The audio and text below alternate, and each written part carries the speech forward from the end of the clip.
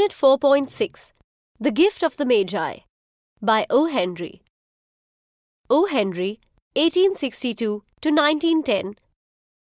William Sidney Porter, better known by his pen name O. Henry, was an American short story writer. He was famous for his art and his stories which had surprise endings. The Gift of the Magi is a story of an impoverished young couple, meaning a couple that has become poor, who have no money yet wish to buy each other Christmas gifts. Module 1. Text: $1.87. That was all. And 60 cents of it was in pennies. Pennies saved 1 and 2 at a time by bulldozing, meaning pressurizing, the grocer and the vegetable man and the butcher until one's cheeks burned with the silent imputation, meaning associative action to some person, of parsimony, meaning unwillingness to spend money, that such close dealing implied. 3 times Della counted it, $1.87, and the next day would be Christmas. There was clearly nothing to do but flop down, meaning sit down helplessly, on the shabby, meaning old and shattered, little couch, meaning sofa, and howl, meaning cry loudly. So Della did it, which instigates, meaning provokes, the moral reflection that life is made up of sobs, sniffles, and smiles, with sniffles predominating, meaning being a large part. Explanation: It was Christmas Eve and Della Dillingham wanted to buy a Christmas present for her husband Jim, but she only had $1.87 with her. Jim and Della have little money and live in a simple apartment. The money that she had was what she had saved by bargaining or buying only what was absolutely necessary. As she had very little time on hand and even lesser money, she felt helpless and started crying. Here the writer says that life is made of joys and sorrows, and more sorrows in some cases. Module 2. Text: While the mistress, meaning owner, of the home is gradually subsiding, meaning sinking or going down, from the first stage to the second, take a look at the home. A furnished flat at $8 per week. It did not exactly beg a description, but it certainly had that word on the lookout for the mendicancy squad, meaning police arresting beggars and the homeless.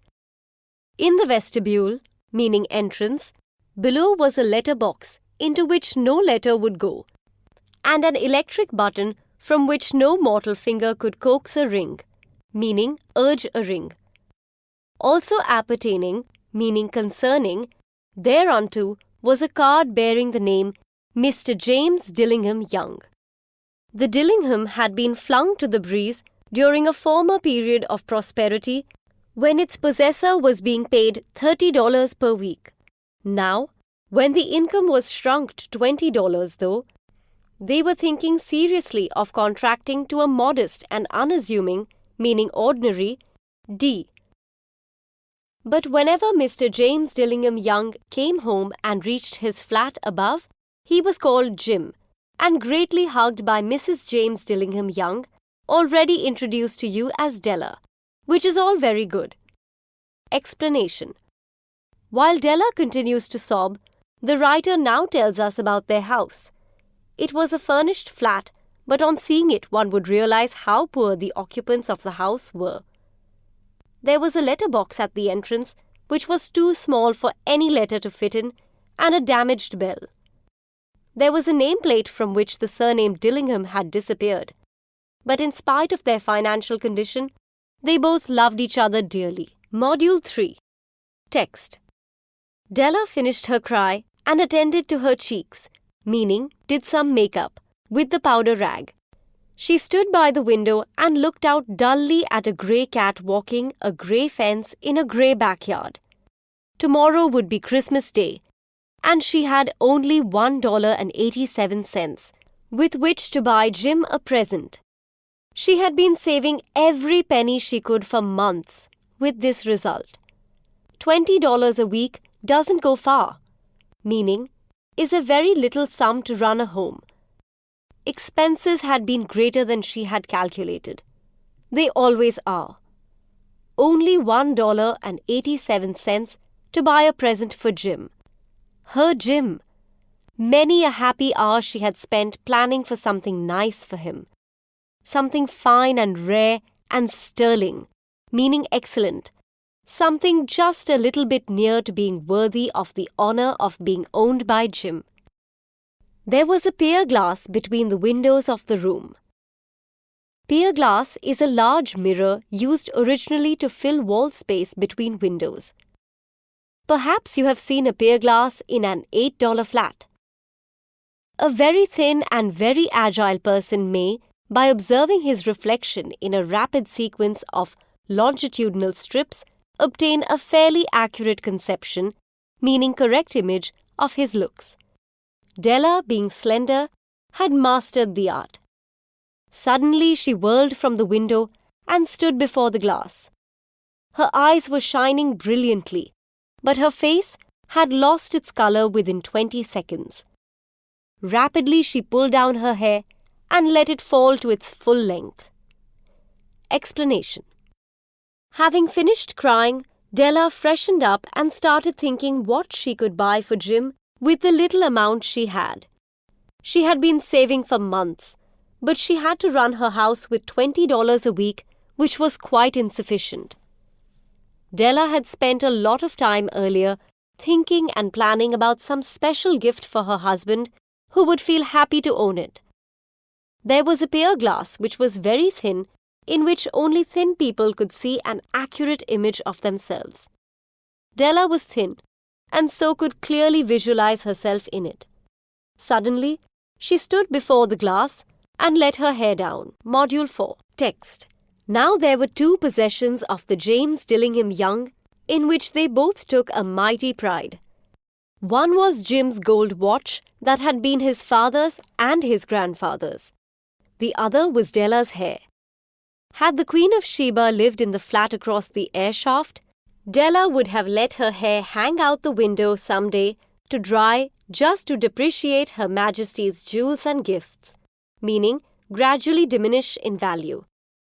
Had King Solomon been the janitor, with all his treasures piled up in the basement, meaning the floor of a building which is partly or entirely below ground level, Jim would have pulled out his watch every time he passed, just to see him pluck at his beard from envy. Explanation. Della and Jim each had a possession that they valued most and were proud of. Jim had an ancestral watch belonging to his grandfather, and Della had long, beautiful hair. The writer has used the references to the Queen of Sheba and King Solomon, who come from the story in the Old Testament about how the fabulously wealthy Queen of Sheba came to visit the even more fabulously wealthy King Solomon in Israel. The writer is trying to say that Della and Jim were so proud of their possessions that one would think Queen Sheba and King Solomon would have been jealous of them. Module 4 continued. Text. So now Della's beautiful hair fell about her rippling and shining like a cascade, meaning a small waterfall, of brown waters. It reached below her knee and made itself almost a garment, meaning clothing, for her. And then she did it up again nervously and quickly. Once she faltered for a minute and stood still while a tear or two splashed on the worn red carpet. On went her old brown jacket. On went her old brown hat. With a whirl of skirts and with the brilliant sparkle still in her eyes, she fluttered, meaning danced, out the door and down the stairs to the street. Explanation. Della's hair was long and beautiful, and when left open would look like a cascade of brown color. As she saw herself in the pier glass, an idea struck her. She tied up her hair and shed a tear and went out to the street. Module 5. Text. Where she stopped, the sign read, Madame Sofronie, hair goods of all kinds. One flight up, meaning staircase, Della ran and collected herself. meaning tried to gather her breath, panting. Madame, large, too white, chilly, hardly looked the Sophrony. "Will you buy my hair?" asked Della. "I buy hair," said Madame. "Take your hat off and let's have a sight at the looks of it." Down rippled, meaning fell down like a ripple, the brown cascade. $20, said Madame, lifting the mass, meaning the huge amount of hair, with a practiced hand, meaning like an expert. "Give it to me quick," said Della. Oh, and the next 2 hours tripped by on rosy wings. The 2 hours flew by happily as Della was finally able to buy a gift for her husband. Forget the hashed metaphor. She was ransacking, meaning frantically looking for, the stores for Jim's present. She found it at last. It surely had been made for Jim and no one else. There was no other like it in any of the stores, and she had turned all of them inside out. It was a platinum, meaning a precious silvery white metal, fob chain, meaning chain attached to a watch and hanging out of the pocket in which the watch is kept.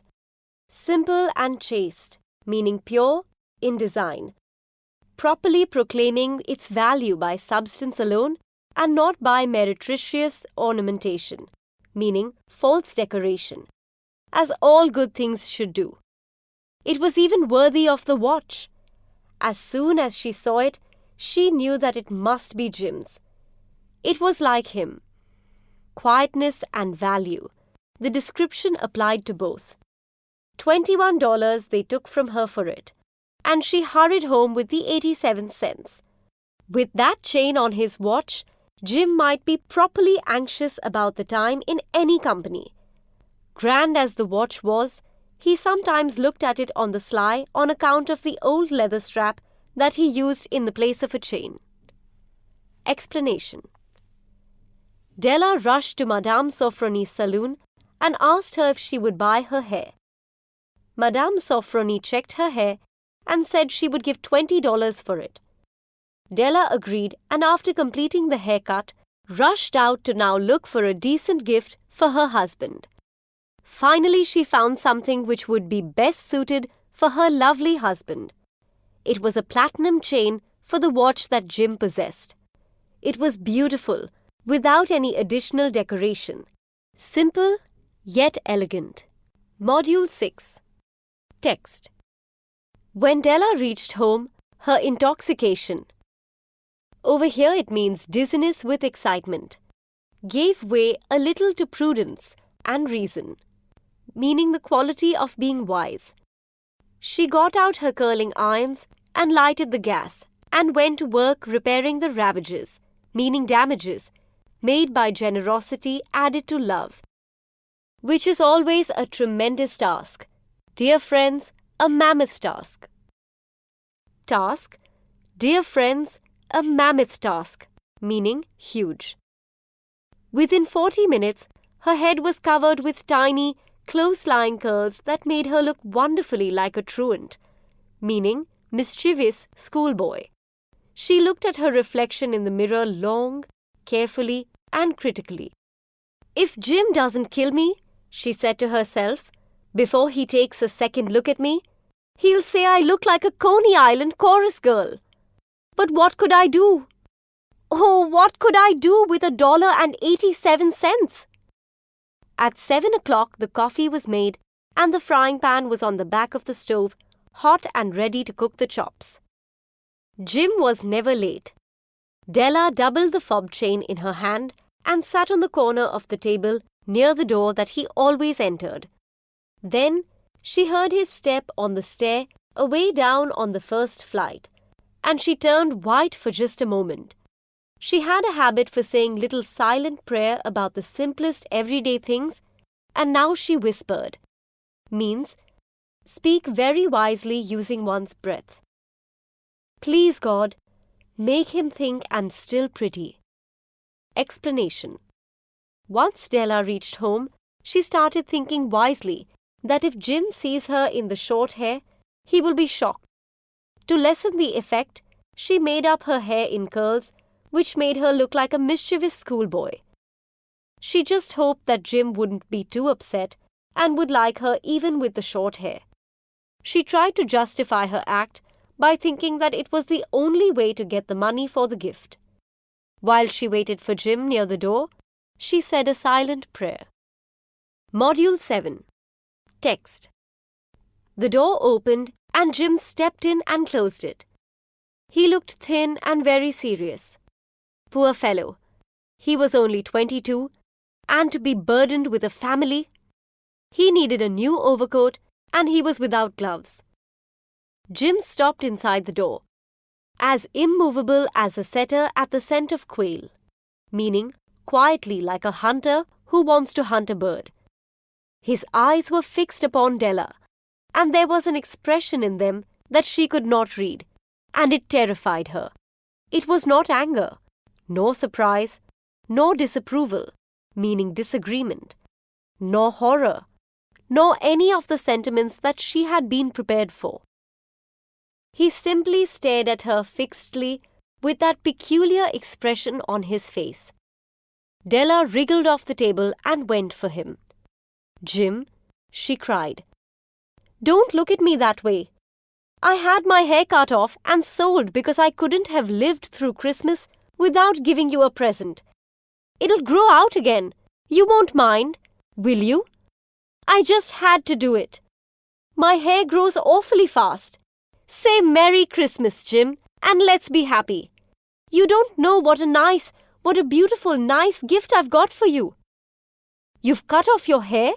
asked Jim, laboriously, meaning with a lot of effort, as if he had not arrived at that patent fact yet, meaning obvious fact, even after the hardest mental labor. "Cut it off and sold it," said Della. "Don't you like me just as well anyhow? I'm me without my hair, ain't I?" Jim looked about the room curiously, meaning eagerly. "You say your hair is gone?" he said, with an air almost of idiocy, meaning foolishness. "You needn't look for it," said Della. "It's sold, I tell you, sold and gone too. It's Christmas Eve, boy. Be good to me, for it went for you. Maybe the hairs of my head were numbered," she went on with sudden serious sweetness. "But nobody could ever count my love for you. Shall I put the chops on, Jim?" Explanation. When Jim came in, he was still as a hunter is while catching a bird. He kept looking at Della with an expression she could not understand. She rushed to him and told him the truth about her hair. She reassured him that it would soon grow and told him that they should just be happy and celebrate Christmas. Jim looked about the room with disbelief. Della spoke sweetly and assured him of her love. Module 8. Text. Out of his trance, meaning half-conscious state, Jim seemed quickly to wake. For 10 seconds, let us regard with discreet scrutiny, meaning wise analysis, some inconsequential, meaning unimportant, object in the other direction. $8 a week or $1 million a year. What is the difference? A mathematician or a wit, meaning an intelligent person, would give you the wrong answer. The Magi brought valuable gifts, but that was not among them. This dark assertion, meaning this dark statement, will be illuminated, meaning explained, later on. Explanation. Jim came out of his state of shock. Here the writer deviates from the story and says that the value of a gift does not depend on what the person earns, but what matters is the thought behind the gift. Module 9. Text. Jim drew a package from his overcoat pocket and threw it upon the table.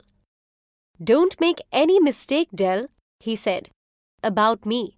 I don't think there's anything in the way of a haircut or a shave or a shampoo that could make me like my girl any less. But if you'll unwrap that package, you may see why you had me going on a while at first." Meaning, what upset me at first. white fingers and nimble, meaning quick, tore at the string and paper. And then an ecstatic, meaning happy, scream of joy.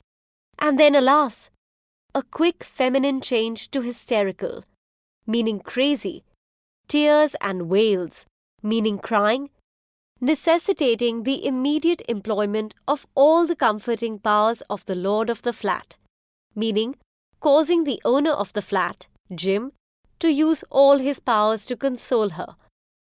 For there lay the combs, the set of combs, side and back, that Della had worshipped, meaning prayed long for, long in a Broadway window.